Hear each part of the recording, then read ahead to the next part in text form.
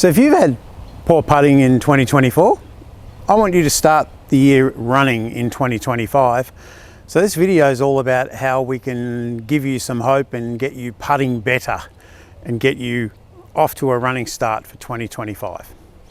So I'm a big believer in when you practice, well, for a start, you have to practice. Most people don't practice, so even if you just practice, you're going to be better off and you'll improve your putting. But if we're going to practice, we might as well practice correctly. So I've got a little right to left putt set up here. I've got a couple of alignment rods down. I'm using a ball with 3 lines on it. It's a very effective way of learning about your putting and trying to get the ball being struck correctly.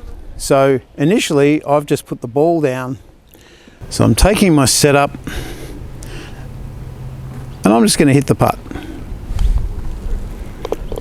So yes, it went in, fantastic.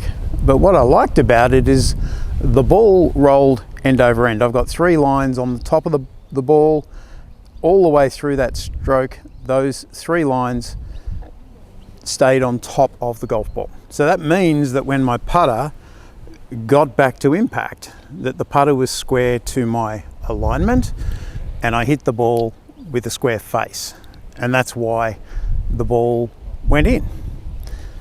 So if we can just practice, and I'd recommend you do it on the carpet at home, you don't have to have a hole there, but it's really just put a ball down and just try and hit the putt and just watch the ball, the lines on the ball just stayed on top. If you have an open or closed club face, the ball will not roll with those lines on top. They'll start going a bit skew-if. So if we can get better at getting the ball rolling better, it means you're square at impact and you're going to have a much better time with your putting. So the second thought I want you to have when you're working on your putting toward 2025 is that the putter does not go straight back and straight through. The shorter the putt, the straighter it goes, but relatively the putter face does open and does close. And I see a lot of people allowing the putter to open a little bit going back, but on the way through, they're trying to keep it square, which it means they're actually opening the putter face. So they're missing the hole to the right. We should allow that club face to rotate. Don't make it rotate. Allow the club to rotate, because the design of the putter, this particular one, has a lot of toe hang, which means it's designed to open and close. I don't have to make that happen, it just happens by itself.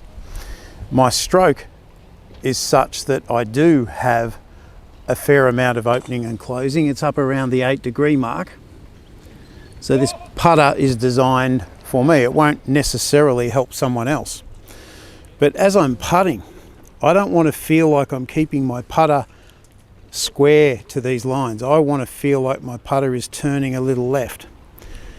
So as I putt,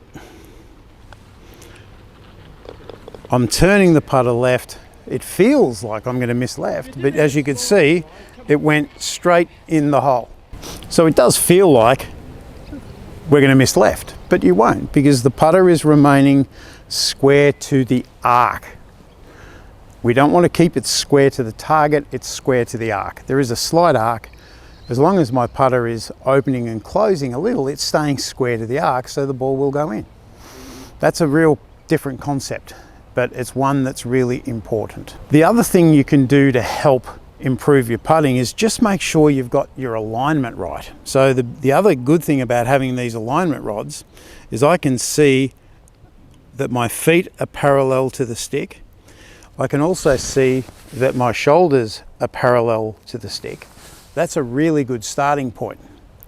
When I'm out preparing for a lesson, or I'm waiting for a lesson, or I'm just walking past the putting green any day of the week, I'm seeing a lot of golfers setting up and their shoulders are aiming left.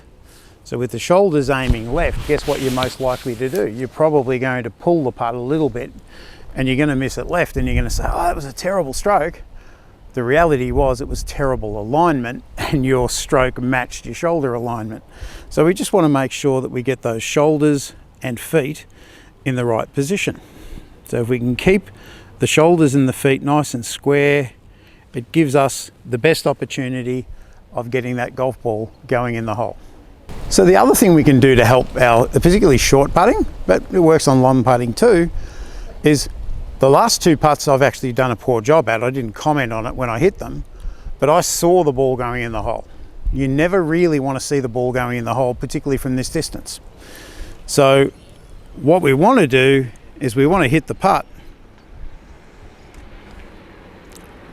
I'm listening to the ball going in, but I didn't see it go in. If I see the ball going in, the reality is I've turned my shoulders and I'm possibly going to pull the putt, or I might then compensate and open the face and I might push the putt. So Gary Player always said the more important the putt, the longer he listened to the ball dropping. If you listen for a long time and you don't hear anything, it didn't go in. But it's really important that we just keep our eyes fixed on the bottom of where the golf ball is, that blade of grass where the ball is. We stroke the putt, we keep our head stationary, then we can look up. So you want to count roughly to 2 seconds. So I'll put another one down.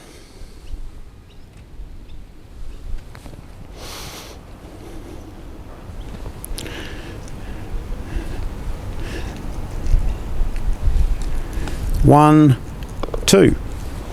Then I can see the ball went in. I could hear it, but you want to stay down for that bit longer. The more you can stay down, the more putts you're going to hole. So the other thing I want to talk about is grip pressure. I see a lot of golfers thinking, oh, I've got to grip it really light. Well, if I grip this club really light, there's not much that's in control of the putter and it's going to waver around all over the place. I don't really like that.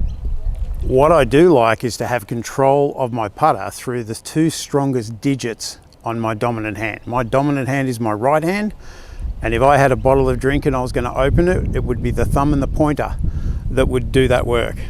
So I want to take my setup.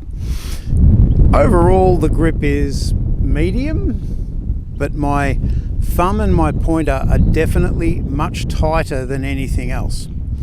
I almost feel at times I'm going to strangle it, but with that, I can actually control the putter really nicely. So give that a go. And it's not by accident that Tiger Woods is a great putter. He spends a lot of time every day, right hand only, on the putter, and he's doing so in keeping that pointer finger and that thumb quite tight. And that gives you much more control of the putter. If you're really light, there's a lot of wavering around and opening and closing of the club face. It's not really going to work for you. So there's some key points. If you can start implementing these key things, you're going to start 2025 off with hit the ground running, and you're going to start putting much better. And the whole aim is to lower that score. If you want to lower your score, I'm going to put a link to another video just up here I know is going to help lower your score.